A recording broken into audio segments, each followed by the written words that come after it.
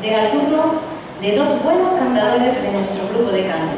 Javier Iserte nos interpretará el estilo baldomero, con una hermosa copla que popularizó su admirado José Otto. Iris Jiménez interpretará Las Cerezas, una jota con coda que nació en la lírica a principios del siglo XX y que popularizó en los años 40 el Pastor de Andorra.